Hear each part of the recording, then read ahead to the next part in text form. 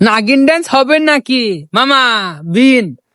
কি করে কাকু কাকু ভাবি বাইত আছে না? কি কয় চাচি বাইত আছে না? হে চাল নিলাম নি। ও চাচি চারটে ভিক্ষা দেন। মেলা দিন পর আপনি এগের বাড়িতে আসলাম, চারটে ভিক্ষা দেন চাচি। ও চাচি বাড়িতে আছেন নাই? এ না কাকুরা। কাকু চারটে ভিক্ষা দেন।